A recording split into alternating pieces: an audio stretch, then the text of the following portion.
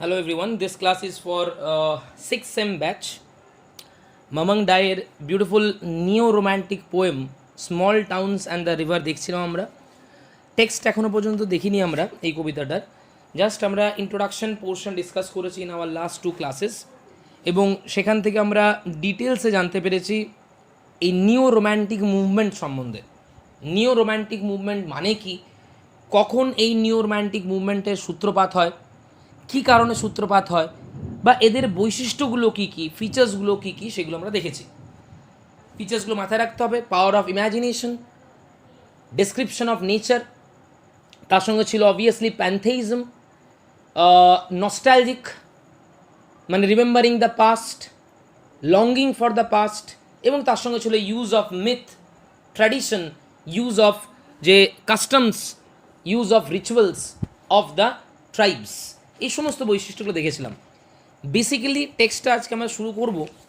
টেক্সটটা শুরু করার আগে একটা জিনিস আমাদেরকে জানতে হবে, যেটা হচ্ছে এই কবিতার থিমটা কী, যেটা নিয়ে কনফিউশন কাজ করে। যে নিও রোম্যান্টিকও বুঝলাম আমরা, বা আমরা তার সঙ্গে দেখেছি যে তার যে আদি ট্রাইবাল গ্রুপ, সে আদি ট্রাইবাল গ্রুপের যে কাস্টমসগুলো, যে রিচুয়ালসগুলো, সেই রিচুয়ালসগুলো হাইলাইট করতে চেয়েছেন। আবার এটাও দেখেছি আমরা যে সেই সময় যে পলিটিক্যাল আনরেস্ট বা পলিটিক্যাল সোশিয়াল যে ইনস্টেবল কন্ডিশন ছিল north eastern part of country, north eastern part of India, সেটাও এক্সিবিটেড হয়েছে। তাহলে অ্যাকচুয়ালি কী হাইলাইট করতে চাইছেন এই কবিতায়, বা in one word, in one line, what is the theme of this poem? Theme মাথায় রাখবো এখানে আমরা তিনখানা, এটা মাথায় রাখবো, নিয়ে আমরা টেক্সটে চলে যাব। তিনখানা থিম আছে। The first theme is obviously নিও রোম্যান্টিক একটা পিকচার, মানে beautiful picture of nature, elaborate description of nature, যেখানে মাউন্টেন্স পাবো, রিভার পাবো, যেখানে ডিটেলসে ফ্লাওয়ারের বর্ণনা পাবো। এক কথা যদি বলতে পারি, প্রকৃতির এলাবোরেট বর্ণনা কিন্তু এই কবিতার মধ্যে আছে। যেহেতু নিও রোম্যান্টিক কবিতা, এই বৈশিষ্ট্যটা ভেরি ন্যাচারাল, এই বৈশিষ্ট্যটা ভেরি কমন, এবং এটা থাকবেই। সেকেন্ড থিম যেটা আমরা দেখেছি, that is glorification of the culture, the rituals and the tradition of her tribal community. Her in the sense the poetess, that is Mamang Dai. তার যে ট্রাইবাল কমিউনিটি, সেই ট্রাইবাল কমিউনিটির যে কালচার, যে রিচুয়াল, যে ট্র্যাডিশন, সেইগুলোকে তিনি এখানে গ্লোরিফাই করেছেন, সেগুলোকে হাইলাইট করেছেন। আর থার্ড যেটা আমরা দেখেছি, থার্ড থিম, সেটা হচ্ছে political and social disturbance because of the conflict between the insurgent group, বিদ্রোহীদের সাথে দ্য আর্মি, সেই চিত্রটা কিন্তু আমরা এখানে দেখেছি।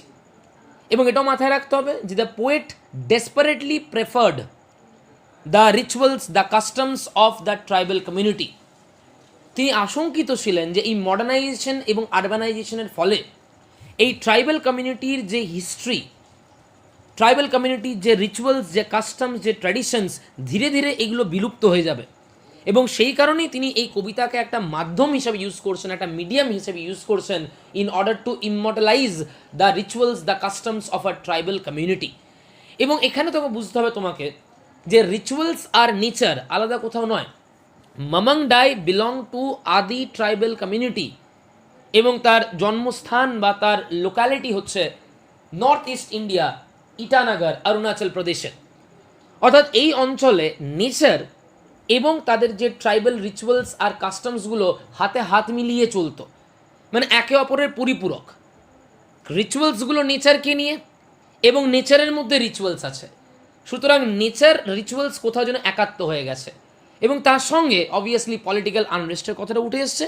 এবং তার সঙ্গে তার কবিতা লেখার পেছনে যে উদ্দেশ্যটা, to immortalize the beauty of our small town, of our home town, as well as the rituals, the customs, the tradition of her tribal community. She was afraid that slowly and slowly এই urbanisation, modernisation victim হয়ে যাবে, এই রিচুয়ালসগুলো আরবানাইজেশনের victim হবে, মডার্নাইজেশনের victim হবে, সবাই ভুলে যাবে, পৃথিবীর ইতিহাস থেকে হারিয়ে যাবে এইগুলো। এবং সেই কারণে she is here utilizing her poem as a medium to immortalize nature as well as her homeland, as well as the traditions, the customs and the rituals of her tribal community. আমরা ভালো করে জানি, life is short, art is long. Mamang Dai হয়তো থাকবেন না, হয়তো কালের নিয়মে, আরবানাইজেশনের নিয়মে, মডার্নাইজেশনের নিয়মে হয়তো তার এই ট্রাইবাল কমিউনিটি হয়তো হারিয়ে যাবে, কিন্তু তার এই কবিতা ইমমর্টালাইজ করবে তার এই রিচুয়ালসগুলোকে, and that is the purpose of the poet behind composing this poem. Now let us come to the text. Now let us come to the text and follow closely the text. খুব মন দিয়ে দেখবি টেক্সটটা। Small towns always remind me of death. In a very abrupt manner, the poetess Mamang Dai is beginning her poem. In a pessimistic manner rather বলতে পারি, নৈরাশ্যবাদী একটা মানসিকতা নিয়ে কবিতা যেন শুরু হচ্ছে। Small town always remind me of death. Small towns এখানে কোন টাউন্সগুলো রেফার করে? Obviously the phrase small towns here refers to her home town, তার হোম টাউনের কথা বলছে। So why she is saying this, যে small towns always remind me of death? Actually what the poet is trying to suggest here is that death is the ultimate truth of human lifes. খুব মন দিয়ে শুনবি, death is the ultimate truth of human lives. Big town যেগুলো হয়, metropolitan cities যেগুলো হয়, remain busy in their unrealistic dreams. তারা সেই পাওয়ার, পজিশন, ওয়েলথ, এই সমস্ত আনরিয়েলিস্টিক ড্রিমসে তারা ব্যস্ত হয়ে পড়ে। তারা এই ultimate truth of human life, এই যে ডেথ, এটা তারা ভুলেই যায়, without realising this reality of life. Reality of life কোনটা? ডেথ। একমাত্র ট্রুথ যদি বলি, একমাত্র রিয়েলিটি অফ লাইফ কিন্তু ডেথ, এটা মাথায় রাখতে হবে। বাকি সব কিছুই ট্রানজিটারি, বাকি সব কিছুই ক্ষণস্থায়ী। একমাত্র রিয়েলিটি যদি আমরা বলি, একমাত্র ট্রুথ যদি আমরা বলি, সেটা কিন্তু ডেথ। ভেবে দেখবি, বাকি সব কিছুকে খণ্ডন করা যায়, বাকি সব কিছুকে এড়ানো যায়, অ্যাভয়েড করা যায়, বিলম্বিত করা যায়, কিন্তু ডেথকে কিন্তু কোনো মতেই ঠকানো যায় না, ডেথকে কোনো মতেই এড়ানো যায় না। আনফর্চুনেটলি মডার্ন যে ওয়ার্ল্ড, আরবান যে ওয়ার্ল্ড, তারা এতটাই ব্যস্ত তাদের এই আনরিয়েলিস্টিক ড্রিমসগুলোকে ফুলফিল করতে, পাওয়ার, পজিশন, ওয়েলথ, এইগুলোর পেছনে দৌড়তে, যে তারা এই রিয়েলিটি অফ লাইফটাই ভুলে যায়, এই ডেথটাকে ভুলে যায়। Small towns, that is she speaking of herself belonging to a small town. Actually এটার মাধ্যমে তিনি বলতে চাইছেন যে আমাদের মতন স্মল টাউনের যারা বাসিন্দা, যারা নেচারের ক্লোজ থাকে, যারা কালচার, ট্র্যাডিশন, কাস্টম, রিচুয়ালসের ক্লোজ থাকে, তারা এই সত্যটাকে মেনে চলে, তারা এই সত্যটাকে জীবনের ধ্রুব সত্য বলে উপলব্ধি করে। মানে in the very first line she is rather drawing A clear line of difference, clear line of demarcation between the small towns and the metropolitan সিটিজ। যারা স্মল টাউনসে থাকে, যারা নেচারের ক্লোজে থাকে, যারা রিচুয়ালস, কালচার, এইগুলোকে আঁকড়ে ধরে থাকে, they know, they realise, they are aware of this truth of life, whereas others they have forgotten this. ওই কারণে তিনি বলছেন small towns always remind me of death. যেহেতু প্রকৃতির কোলে থাকি, যেহেতু আনরিয়েলিস্টিক ড্রিমে হারিয়ে যায়নি, যেহেতু ওই র্যাট রেসে, যে ম্যাডিং ক্রাউড, মনে আছে নিশ্চয়ই এলিজি লাইনটা আমাদের, far from the madding crowd. Madding ক্রাউডের যারা থাকে, অর্থাৎ পাগল যারা, পাওয়ারের পেছনে, ওয়েলথের পেছনে, পজিশনের পেছনে, তারা এই রিয়েলিটি অফ লাইফটাই ভুলে যায়। কিন্তু সৌভাগ্যবশত, লাকিলি, স্মল টাউনসে যারা থাকে, যারা close two nature, close two tradition, close two culture যারা থাকে, দে অলওয়েজ রিমেম্বার, তারা কিন্তু সর্বদাই এই আলটিমেট ট্রুথটা, একমাত্র সত্যটা জীবনে, তারা কিন্তু সবসময় এটাকে মনে রাখে। এখানে এই লাইনটার আরও একটা পসিবল মিনিং হতে পারে, she might here also refer to the frequent deaths in her land due to the political unrest, the social unstable condition. যেহেতু যে টাউনে তিনি থাকেন, সেই টাউনের ডেথ একটা অত্যন্ত কমন বিষয়। সেই টাউনে পলিটিক্যাল আনরেস্টের কারণে সবসময় একটা অশান্তি চলছে, প্রত্যেক মুহূর্তে কেউ না কেউ মারা যাচ্ছে।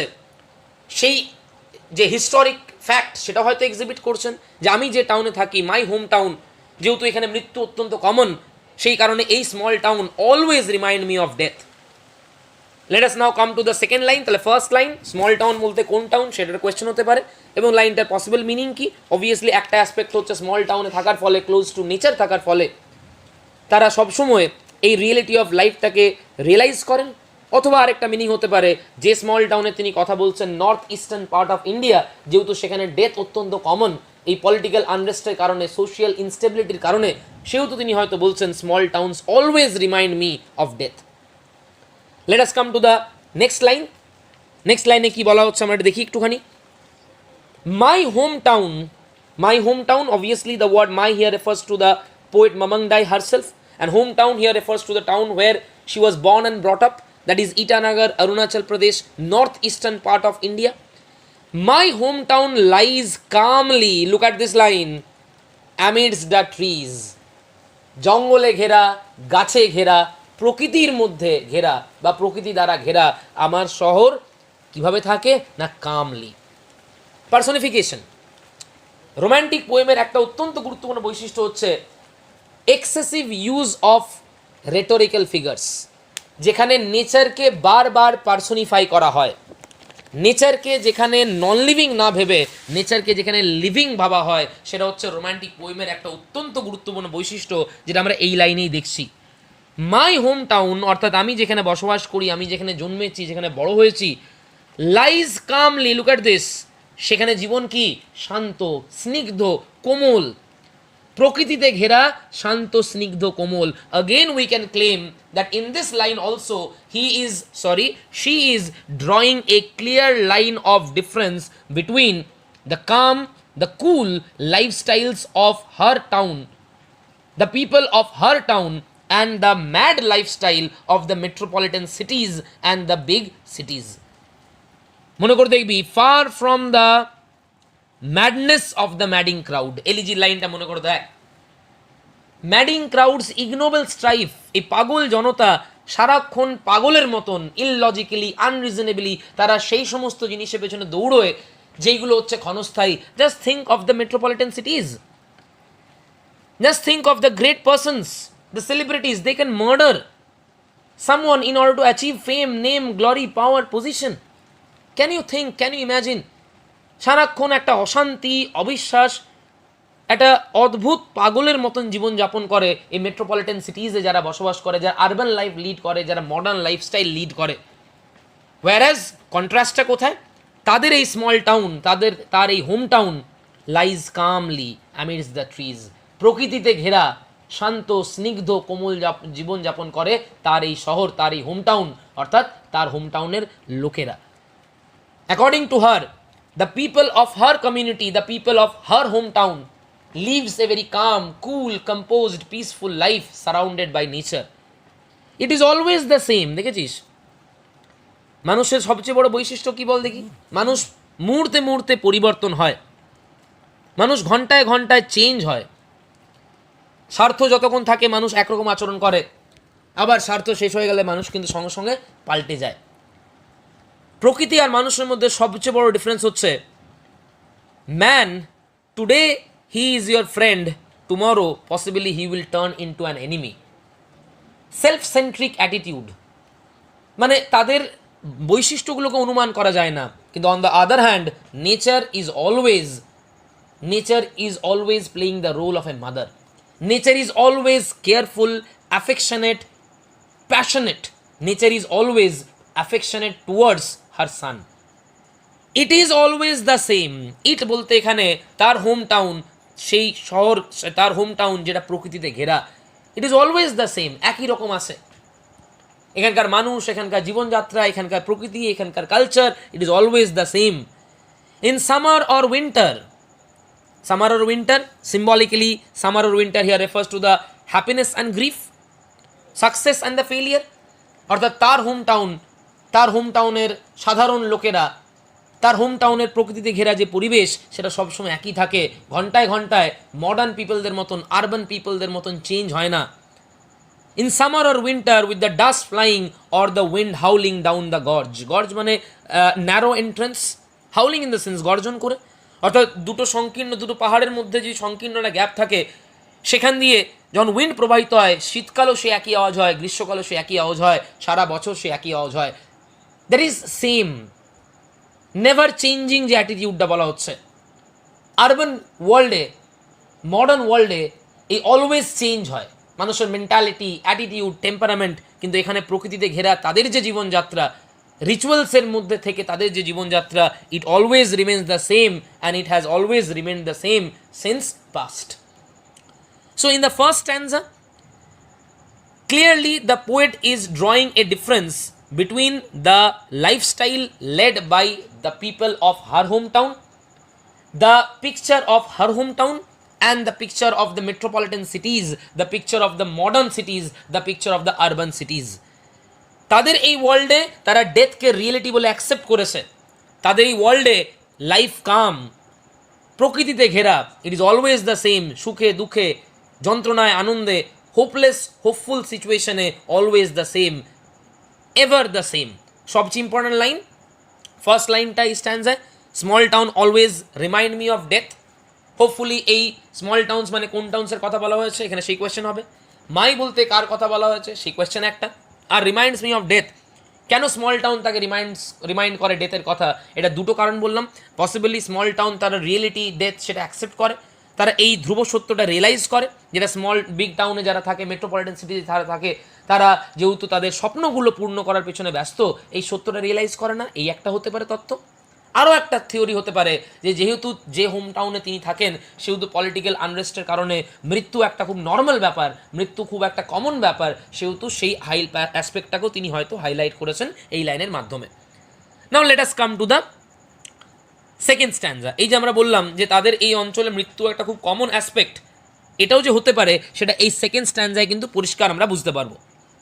নাও let us come to the text of the second stanza. Just the other day, just the other day মানে কি, এই তো সেদিন। আচ্ছা তার আগে বলি, ফার্স্ট স্ট্যান্ডায় যদি কোনো প্রবলেম থাকে সেটা কিন্তু বলবি আমাকে। এই যে ইট ইজ অলওয়েজ দ্য সেম, এটা নিয়ে যদি কারো ডাউট থাকে, এটা ভাববি যে হিউম্যান লাইফ চেঞ্জ হয় but nature remains the same. Nature হচ্ছে ইমমর্টাল, পার্মানেন্ট, মানে এখানে নেচারকে হাইলাইট করা হয়েছে। হিউম্যান লাইফ এই আছে এই নেই, যেটা পরবর্তীকালে আরও পরিষ্কার করে বলা হবে, কিন্তু নেচার চিরকাল একই ছিল, একই থাকবে।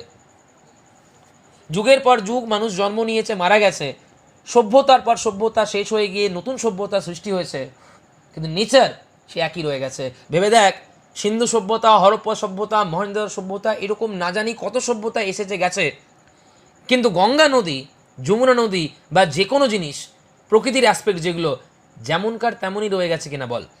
তাহলে impermanence of human life and permanence of nature, সেই দুটোকে এখানে কন্ট্রাস্ট করা হয়েছে। Let us come to the second স্ট্যান্ডা।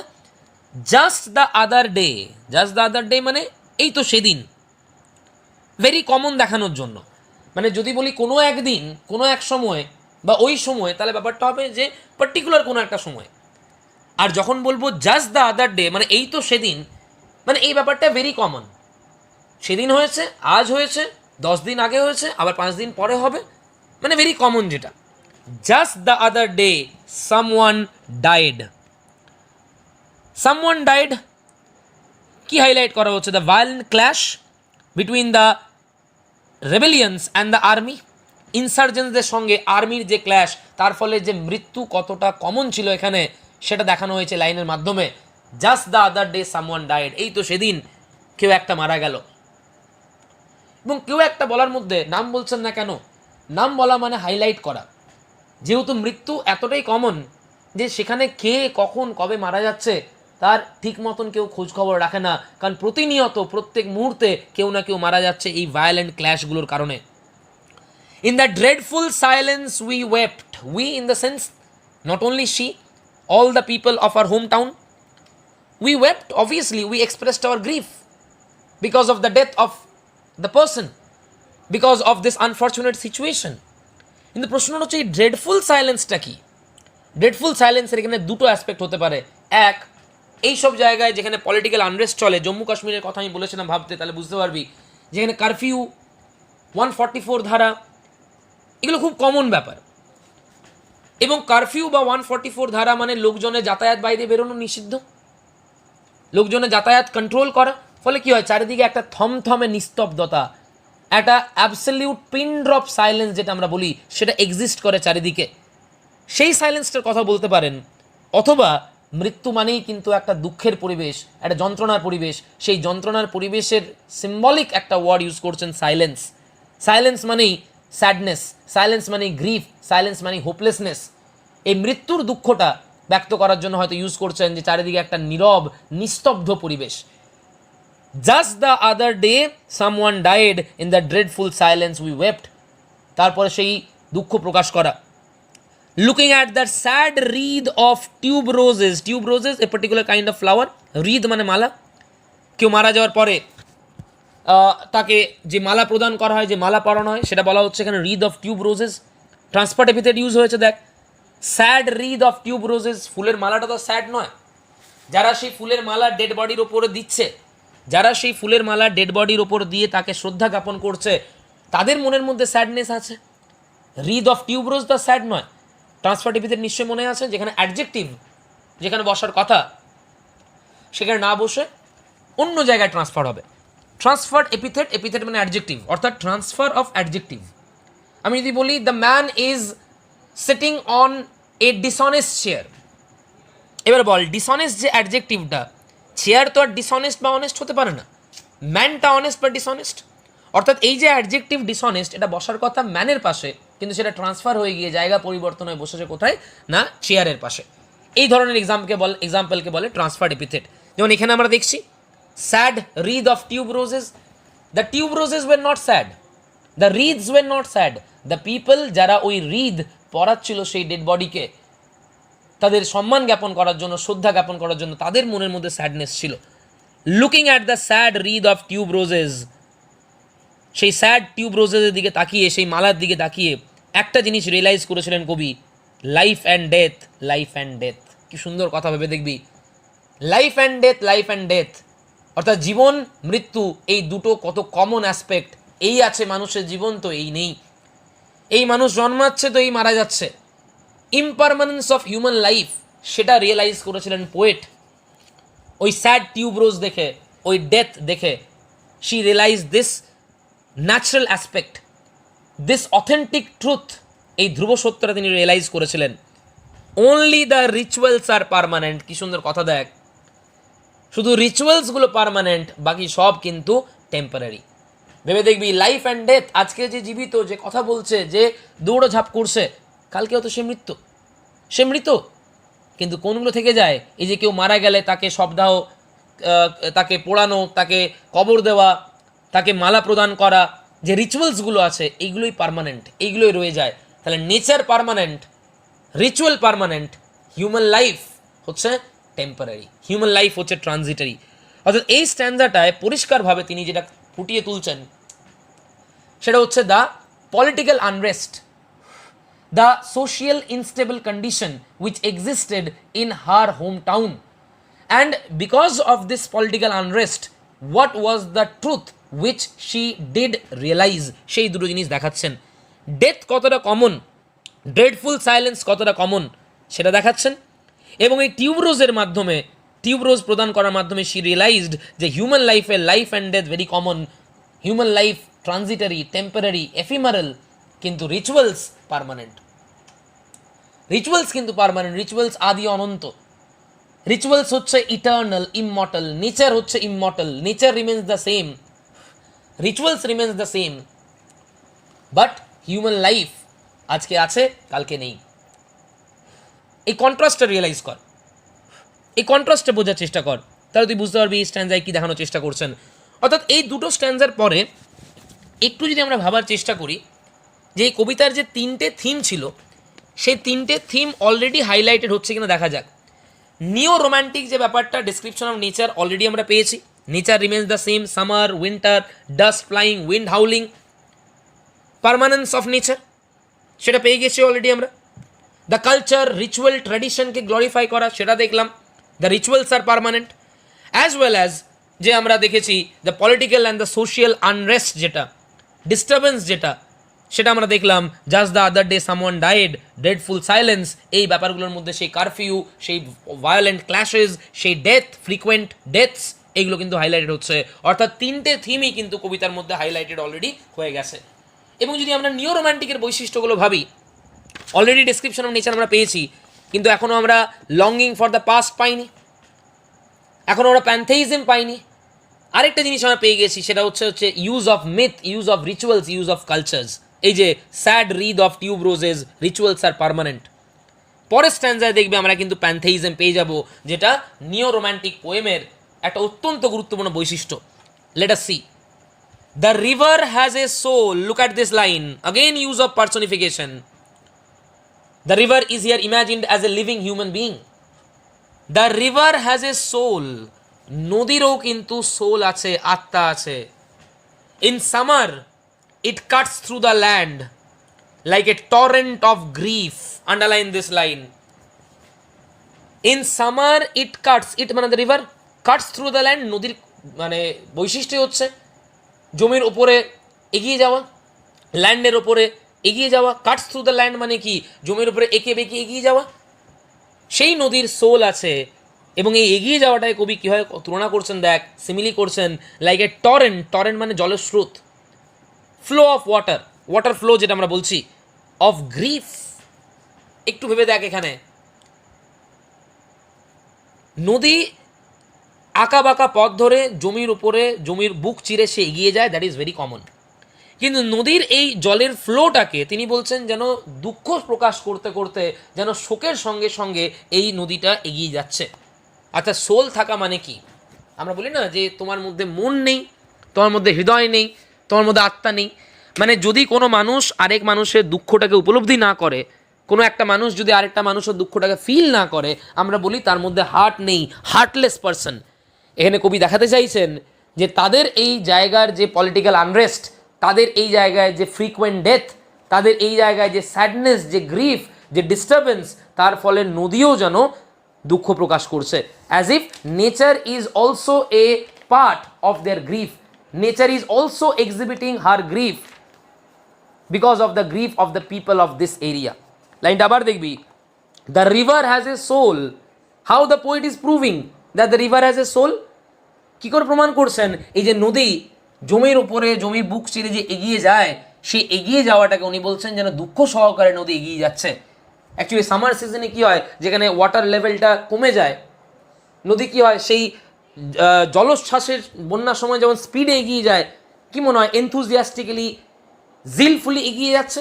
কিন্তু সামার সিজনে যেহেতু স্ট্যাগনেন্ট, যেহেতু ধীর তার গতি, কবি যেন কল্পনা করছেন as if the river is also expressing her grief, যেন প্রকৃতিও তাদের দুঃখের সঙ্গে একাত্ম হয়ে গেছে, তাদের দুঃখটাকে আন্তরিকভাবে যেন উপলব্ধি করছে. The river has a soul. In the summer it cuts through the land. Look at this. Like a torrent of grief. Like a torrent of grief. দেখেছিস? সামটাইমস আই থিঙ্ক, কোনো কোনো সময় মনে হয়, I obviously here refers to the poet herself. It here refers to the river. Holds is breath. দেখেছিস? নদী যেন নিজের শ্বাস রোধ করেছে, নদী যেন থমকে গেছে. কেন? Why the river is holding its breath? Because of sorrow, because of grief, because of sadness, because of mourning. লাইনটা অ্যান্সার দেওয়া আছে পরের লাইনেই যে কেন. I think it holds is breath seeking, যেন খুঁজছে a land of fish and stars. Underline করবি, a land of fish and stars here refers to the mythical world when everything was pure. সেই গোল্ডেন ওয়ার্ল্ডের কথা বলা হচ্ছে এখানে, যেখানে সব কিছুই পিওর ছিল, যেখানে কানিংনেস ছিল না, হিপোক্রিসি ছিল না, যেখানে ক্ল্যাশ ছিল না, যেখানে আনফর্চুনেট আনটাইমলি ডেথ ছিল না. যেন মনে হচ্ছে কবির যে এই নদীরও যেন সোল আছে, সেও যেন গ্রিফ প্রকাশ করছে, সেও যেন তার শ্বাস রোধ করে বসে আছে, এবং যেন সেই দুনিয়ায় ফিরে যেতে চাইছে যে দুনিয়াতে কোনো কানিংনেস ছিল না, হিপোক্রিসি ছিল না, ভায়োলেন্স ছিল না, ক্ল্যাশ ছিল না, কনফ্লিক্ট ছিল না, আনফর্চুনেট মার্ডার্স, ডেথ ছিল না. অর্থাৎ নদী তো আজকের সৃষ্টি নয়, নদী তো যুগের পর যুগ ধরে প্রবাহিত হচ্ছে, নদীতে সব কিছু সাক্ষী. তাহলে এই নদী সেই সময় প্রবাহিত হয়েছে যে সময় গোল্ডেন ওয়ার্ল্ড ছিল, আর আজকে সেই নদী কি দেখছে? এই ভায়োলেন্ট ক্ল্যাশ, এই কানিংনেস, এই হিপোক্রিসি, এই গ্রিড দেখছে. ফলত নদী যেন সেই শ্বাস রোধ করে দুঃখ প্রকাশ করছে এবং যেন সেই পুরনো পিওর মিথিক্যাল ওয়ার্ল্ডে যেন ফিরে যেতে চাইছে. এই স্ট্যান্ডারা দেখবি, এই স্ট্যান্ডারা হচ্ছে প্যান্থেইজম যদি আমরা বলি. এই স্ট্যান্ডারে যদি বলি নেচারের মধ্যে লাইফ ইনফিউজ করা, নেচারকে জীবন্ত করে দেখানো, নিও রোম্যান্টিক মুভমেন্টের, নিও রোম্যান্টিক পোয়েমের অত্যন্ত গুরুত্বপূর্ণ কুইন্ট এসেন্সিয়াল ফিচার একটা. আবার দেখবি স্ট্যান্ডারে দরকার হলে, the river has a soul, in the summer it cuts through the land like a torrent of grief. এই দ্বিতীয় লাইনটার normal meaning, in the summer it cuts through the land. Summer হোক কি উইন্টার হোক কি রেনি সিজন হোক কি যাই হোক না কেন, নদী পৃথিবীর বুক চিরে আঁকা বাঁকা পথে এগিয়ে যায়. কিন্তু এই যে দুটো line, it has a soul, a torrent of grief. নদী মানেই জলস্রোত, ফাইন, বাট জলস্রোতটা দুঃখের কেন, বিষণ্ণতার কেন? যেন nature is expressing her grief because of the grief of the people of this area. আবার পরের লাইনটা দেখ, ইট হোল্ডস ইটস ব্রেথ, নিজে যেন শ্বাস রোধ করে বসে আছে, যেন দম বন্ধ হয়ে যাচ্ছে, যেন সাফোকেটিং ফিল করছে, আনইজি ফিল করছে নদী, এবং যেন সেই দুনিয়ায় ফিরতে চাইছে। সিকিং মানে কি? Searching a land of fish and stars, that is the poet is imagining as if the river desires to escape to the mythical world when everything was pure, everything was free from this greed, this hypocrisy, this cunningness, this negativity থেকে যখন দুনিয়া, এই vice থেকে যখন দুনিয়া pure ছিল, সেই ওয়ার্ল্ডে যেন যেতে চাইছে রিভার, সেই সময় যেন ফিরে যেতে চাইছে রিভার। আসলে রিভার কি ফিরতে চাইছে ভেবে দেখবি তো একবার। কে ফিরতে চাইছেন, কে সাফোকেটিং ফিল করছেন? Actually the poet.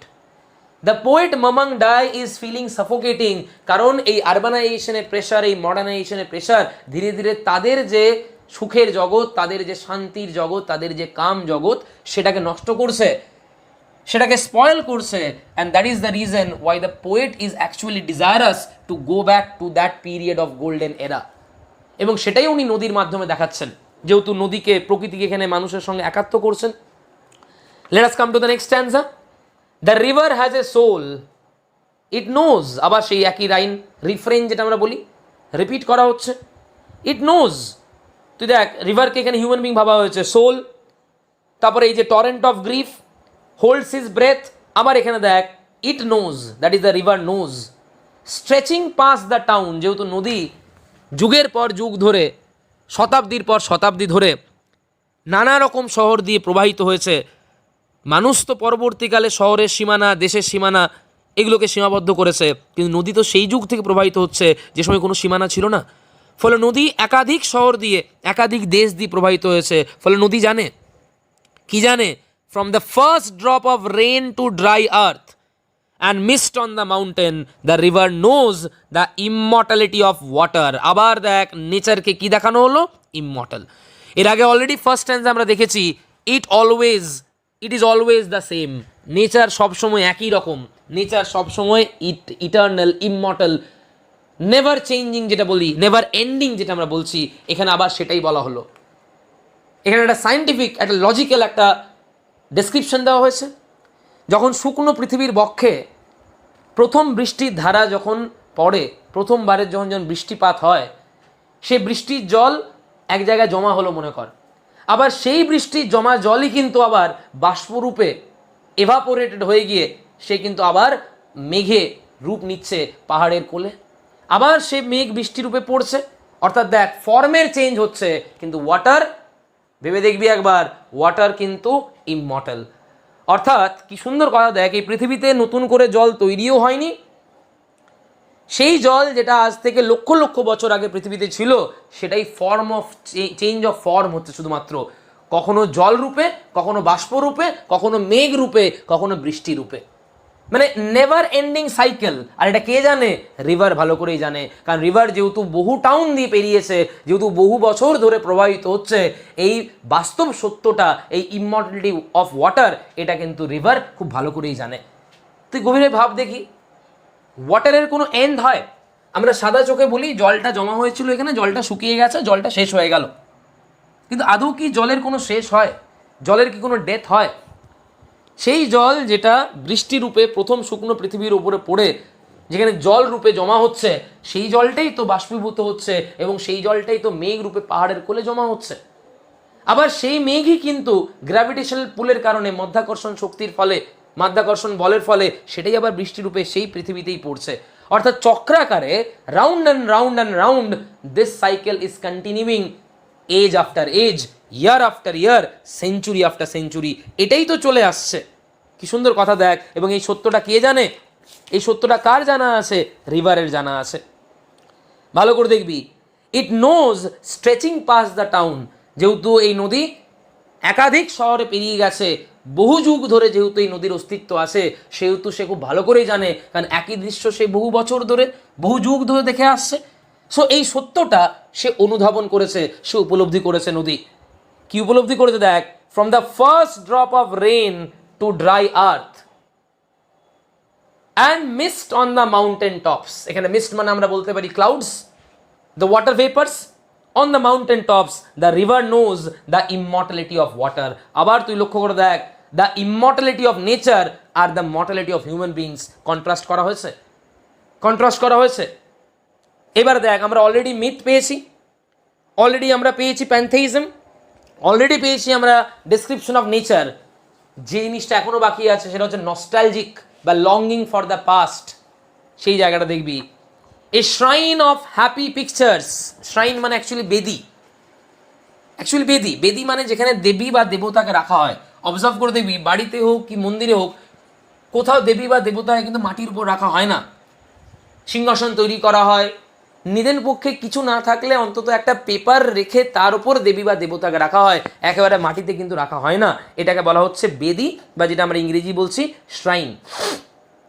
শ্রাইন যেটা বলছি আমরা, লক্ষ্য দেখ কি বলা হচ্ছে, a shrine of happy pictures. Happy pictures, যে পিকচার আমরা এখন দেখলাম যে someone died, dreadful silence, we wept, এটা তো নিশ্চয়ই হ্যাপি পিকচার্স নয়। অর্থাৎ হ্যাপি পিকচার্স মানে কোন পিকচারের কথা বলছেন? চাইল্ডহুড ডেজের কথা বলছেন। অর্থাৎ এখানে তার চাইল্ডহুড ডেজের কথা বলা হচ্ছে না, মাথায় রাখবে, পৃথিবীর চাইল্ডহুড ডেজের কথা বলা হচ্ছে, যখন এই মডার্নাইজেশন ছিল না, যখন এই আরবানাইজেশন ছিল না, যখন এই ভিশিয়াস গ্রিড ছিল না, যখন হিপোক্রেসি ছিল না, কানিংনেস ছিল না, অর্থাৎ সেই গোল্ডেন যুগের কথা বলা হচ্ছে। এবং দেখ, সেই গোল্ডেন যুগকে বর্ণনা করার জন্য শ্রাইন ওয়ার্ডটা ইউজ করা হলো। কেন বুঝতে পারছিস? শ্রাইন মানে যেমন দেবতা, ঐশ্বরিক, অর্থাৎ সেই পৃথিবীর যুগটাকে, সেই পৃথিবীর শৈশবটাকে, সেই গোল্ডেন যুগটাকে তিনি ঐশ্বরিক বলে বর্ণনা করছেন, যেটা বর্তমানে হারিয়ে গেছে। The clash, the violence, the madness of modern people, the rush of urbanisation, যার ফলে সেই পৃথিবীর শৈশবের যে গোল্ডেন এরা, যেটা ঐশ্বরিক ছিল, যেটা দৈবিক ছিল, সেটা হারিয়ে গেছে। পেয়েছি আমরা longing for the past, nostalgic, A shrine of happy pictures. দেবতার সাথে তুলনা করা হচ্ছে পৃথিবীর চাইল্ডহুড পিরিয়ডকে। ভেবে দেখবে, a shrine of happy pictures marks the days of childhood. অর্থাৎ চাইল্ডহুড কি দ্বারা মার্কড? হ্যাপিনেস দ্বারা। চাইল্ডহুড মানে আমি আবার বলি, পোয়েটের চাইল্ডহুড নয়, কিন্তু ওয়ার্ল্ডের চাইল্ডহুডের কথা বলা হচ্ছে। যখন পৃথিবী সবেমাত্র সৃষ্টি হয়েছিল, যখন মানব জাতির মধ্যে এই competition, modernisation, urbanisation, grid, vice এইগুলো জন্ম নেয়নি, অর্থাৎ যেই সময় পৃথিবী গোল্ডেন এরার মধ্যে দিয়ে যাচ্ছিল। A shrine of happy pictures marks the days of childhood. Underline করবি, small towns grow with anxiety for the future. দেখেছিস, স্মল টাউনস ফিউচার নিয়ে অ্যাংশিয়াস। তার কারণ আদৌ স্মল টাউন আর এক্সিস্ট করবে কি না ভবিষ্যতে, সেটা নিয়ে একটা বড় প্রশ্নচিহ্ন। আসলে স্মল টাউনস অ্যাংশিয়াস নয়, the people of the small towns they are anxious. The poet is anxious, যে আমাদের এই স্মল টাউন, আমাদের এই রিচুয়াল, আমাদের এই প্রকৃতিতে ঘেরা যে বাসস্থান, আমাদের এই ট্রাইবাল গ্রুপ, আমাদের এই কাস্টমস, এই কালচার, এইগুলো ফিউচারে কোনো এক্সিস্টেন্স থাকবে না, এগুলো অবলুপ্ত হয়ে যাবে, এগুলো বিলুপ্ত হয়ে যাবে, সেটা হচ্ছে the tension, the anxiety of the poet. দেখেছিস, দেখ, সঙ্গে সঙ্গে পৃথিবীর চাইল্ডহুডের কথা বলছেন, যে সময়ে দৈবিক, ঐশ্বরিক, হ্যাপি পিকচার্স, আর সঙ্গে সঙ্গে বর্তমানে কথা বলছেন, যেখানে এতটাই ভিশিয়াস মানুষ, যেখানে ভবিষ্যতে আর আদৌ এই স্মল টাউনস, এই কালচার্স, এই ট্র্যাডিশনস, এই প্রকৃতিতে ঘেরা জায়গা আদৌ থাকবে কি না, সেটা নিয়ে মানুষ আশঙ্কিত। সেটা নিয়ে এই স্মল টাউনসগুলো কিন্তু আতঙ্কে ভুগছে। আজকে ভেবে দেখবি, কত গ্রাম যেগুলো প্রকৃতির কোলে ছিল, কত গ্রাম যেখানে নিজস্ব কালচার ছিল, নিজস্ব ট্র্যাডিশনস ছিল, আজকে সেগুলো কনক্রিটের জঙ্গল হারিয়ে গেছে, মডার্নাইজেশনের জগতে হারিয়ে গেছে, আরবানাইজেশনের জগতে হারিয়ে গেছে। সেই কারণেই স্মল টাউনসকে এখানে অ্যাংশিয়াস দেখানো হয়েছে। সেই কারণেই the people of the small towns, they are tense, they are worried, they are anxious. Very important line, small towns grow with anxiety for the future. That is, মডার্নাইজেশনের ফলে এই স্মল টাউনসের যে folklore, যে myth, যে tradition, যে culture, সেগুলো হারিয়ে যাবে, সেগুলো হারিয়ে যাবে, সেগুলো অবলুপ্ত হয়ে যাবে, সেগুলো বিলুপ্ত হয়ে যাবে। And that is the tension of the small town, that is the tension of the people of the small town, that is the tension, anxiety of Mamang Dai herself. The dead are placed, এই দেখ, সঙ্গে সঙ্গে আবার যেটা আমরা বলেছিলাম যে culture, of আর ট্রাইবাল গ্রুপ সেটা দেখানো হচ্ছে। The dead are placed pointing west, অর্থাৎ তাদের ট্রাইবাল গ্রুপে এটা ট্র্যাডিশন, এটা কালচার, এটা রিচুয়াল, কেউ মারা গেলে তাদেরকে ওয়েস্ট পশ্চিম দিকে শোয়ানো হয়। when their soul rises it will walk into the golden east, golden east মানে হেভেন। তাদের এটা ট্র্যাডিশনাল বিলিফ, এটা প্রত্যেকটা আমাদের হিন্দু ধর্মেও যদি বলি, মুসলিম ধর্মেও যদি বলি, প্রত্যেকটা ধর্মের রিচুয়াল আছে নিজস্ব। বাস্তুতন্ত্র ঘর করার সময় রিচুয়াল, কোন দিকে দরজা থাকা দরকার, কোন দিকে বাথরুম থাকা দরকার, কোন দিকে ঠাকুর ঘর করা উচিত, এগুলো রিচুয়ালস, নিজস্ব নিজস্ব বিলিফ আছে। পবিত্র অপবিত্র, শুভ অশুভ এরকম ধারণা আছে। এক্স্যাক্টলি সেইভাবেই এই সমস্ত যে আদি ট্রাইবাল গ্রুপ, আদি ট্রাইবাল কমিউনিটি বা এই অঞ্চলের যারা বাসিন্দা, তাদের ধারণা ছিল যদি মৃত্যুর পরে কাউকে ওয়েস্ট সাইডে মুখ করে শোয়ানো হয় তাহলে তার সোল রাইজ করবে, হেভেনে যাবে, into the house of the sun, that is into the house of the god, মানে স্বর্গ লাভ করবে, সোজা কথায় স্বর্গ লাভ করবে।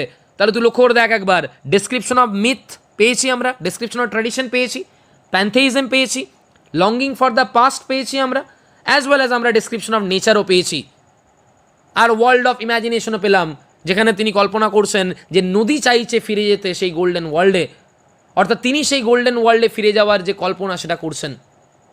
দেখো লক্ষ্য করে একবার, in the cool bamboo restored in Sunlight life matters like this, life matters like this কি বলতে চাইছেন? যে life is beautiful amidst nature. এই যে কুল ব্যাম্বু, সানলাইট, সানলাইট যেমন প্রত্যেক দিন সকালবেলায় উদিত হয়, দুপুরবেলায় মধ্য গগনে অত্যন্ত উষ্ণতা প্রদান করে, আবার রাত্রিবেলায় হালকা আলোর সাথে সাথে উষ্ণতা হারিয়ে যায়, আবার পরের দিন রিস্টোর্ড হয়। এক্স্যাক্টলি সূর্যের আলোর সঙ্গে সঙ্গে এই সমস্ত প্রকৃতির কোলে থাকা মানুষগুলো, প্রকৃতির কোলে থাকা শহরগুলো, তারাও যেন রেজুভেনেটেড হতো, তারাও যেন রিস্টোর্ড হতো।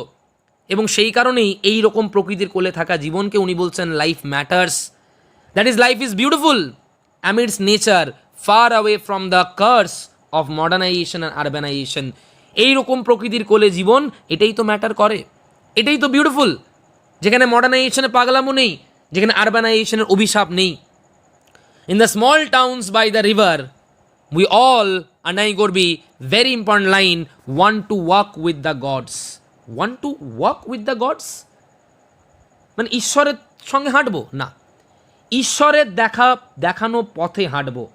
স্পষ্ট একটা পার্থক্য তিনি নিরূপণ করছেন স্মল টাউন আর বাকি বিশ্বের মানুষদের মধ্যে। বাকি বিশ্বের মানুষেরা কিন্তু ঈশ্বরের দেখানো পথে হাঁটে না, তারা ভিশিয়াস, তারা গ্রিডি, তারা হিপোক্রিটিক্যাল পথে হাঁটে। উনি বলতে চাইছেন স্মল টাউনসে যারা নদীর পাশে, যারা প্রকৃতির কোলে, যারা তাদের কালচারের মধ্যে বসবাস করে, তারা কিন্তু ঈশ্বরের দেখানো পথে হাঁটে। অর্থাৎ সেই এলিজির লাইনটা, far from the madding crowd's ignoble strife their sober wishes never learn to stray. মনে পড়ে এলিজি থমাস গ্রে কি বলেছিলেন? যে এই সমস্ত সাধারণ মানুষগুলো, এই সমস্ত সাধারণ গ্রামবাসীরা, তারা কিন্তু কোনোদিনও পথভ্রষ্ট হয় না, অর্থাৎ তাদের যে অনেস্ট ভার্চুয়াস লাইফস্টাইল তারা লিড করে, সেখান থেকে তারা বিচ্যুত হয় না, তারা ভুল পথে যায় না, তারা ঈশ্বরের দেখানো পথে হাঁটে। এক্স্যাক্টলি কোথাও না কোথাও যেন সেই জিনিসটা এখানে মামাং ডাই বলতে চাইছেন। তা লক্ষ্য করে দেখ, গ্লোরিফাইং হিজ হোম টাউন, হার হোম টাউন করেছেন না করেননি বল? গ্লোরিফাইং হার ট্র্যাডিশনস, হার কালচার্স, হার ট্রাইবাল গ্রুপ, সেটাও হয়েছে। গ্লোরিফাইং নেচারও হয়েছে, অ্যাজ ওয়েল অ্যাজ ইটার্নালাইজিং, যদি বলি আমরা, immortalising the cultures, the rituals and the traditions of her tribal community, সেটাও হয়েছে। ব্রিলিয়েন্ট একটা পোয়েম যদি আমরা বলি, in small towns by the river you all want to walk with the gods. আমরা সবাই ঈশ্বরের দেখানো পথে হাঁটতে জানি, যেটা দুর্ভাগ্যবশত বাকি বিশ্বের লোকেরা, অর্থাৎ ওই আরবান মডার্ন ওয়ার্ল্ডের লোকেরা, যারা সেই ঈশ্বরের দেখানো পথ হারিয়ে ফেলেছে, সেই পথ থেকে যারা বিচ্যুত হয়েছে, সেই পথ থেকে যারা সরে এসছে, আমরা কিন্তু সেই পথেই হাঁটি।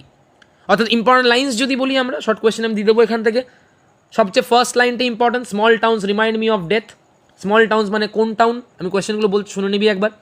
মি মানে কে এখানে, আর রিমাইন্ডস মি অফ ডেথ বলতে কি বলতে চাইছেন, এটা ফার্স্ট কোয়েশ্চেন। ফার্স্ট স্ট্যান্ডায় যেটা দেখানো হয়েছে যে হিউম্যান লাইফস সেটা চেঞ্জ হয়, সেটা ট্রানজিটারি, টেম্পোরারি, নেচার হচ্ছে ইমমর্টাল, পারমানেন্স, নেচারকে হাইলাইট করা হয়েছে। সেকেন্ড স্ট্যান্ডায় আমরা দেখেছি দ্য পলিটিক্যাল আনরেস্ট, সেটাকে হাইলাইট করা হয়েছে। ডেডফুল সাইলেন্স, বোঝা গেছে, টিউব রোজেস বা লাইফ অ্যান্ড ডেথ রিচুয়ালস একমাত্র পার্মানেন্ট, সেটা হাইলাইট করা হয়েছে। থার্ড আর ফোর্থ স্ট্যান্ডায় দেখেছি প্যান্থেইজম ব্যাপারটা, বা রিভারের মধ্যে হিউম্যান বিইংয়ের কোয়ালিটি প্রদান করা, রিভারকে জীবন্ত করে দেখানো। ইমমর্টালিটি অফ নেচার সেখানে আবার হাইলাইটেড হয়েছে, এই যে জল বৃষ্টি রূপে পড়ে, আবার সেখান থেকে এভাপোরেট হয়ে মেঘ রূপে আকাশে, মেঘের মানে পাহাড়ের কোলে জমা হয়, আবার বৃষ্টি রূপে পৃথিবীতে এসে পড়ে, অর্থাৎ সাইক্লিক আকারে সেই একই জল কিন্তু চক্রাকারে ঘুরছে, উইদাউট এন্ড, উইদাউট ডেথ। তারপরে আমরা দেখেছি সবচেয়ে ইম্পর্টেন্ট স্ট্যান্ডার মধ্যে একটা, যেখানে ওয়ার্ল্ডের চাইল্ডহুড স্টেজটাকে, গোল্ডেন পিরিয়ডটাকে ঐশ্বরিক বলা হয়েছে, দৈবিক বলা হয়েছে, দেবতার সাথে তুলনা করা হয়েছে, যেখানে এই হিপোক্রিসি, এই ক্রাইসিস, এই ক্ল্যাশ, এই ভায়োলেন্স এগুলো ছিল না। এবং তারপরে দেখানো হয়েছে small towns grow with anxiety for future. কিসের অ্যাংজাইটি, কিসের ফিউচার, সেটা বুঝলাম আমরা নিশ্চয়ই। তারপরে ট্র্যাডিশন পেয়েছি, ডেথ পিপলদেরকে কোন দিকে মুখ করে শোয়ানো হয়, কি বিশ্বাস অনুযায়ী শোয়ানো হয়। এবং তারপর দেখলাম আমরা লাস্ট লাইনটা অবভিয়াসলি ইম্পর্ট্যান্ট, যে আমরা ঈশ্বরের দেখানো পথে হাঁটি।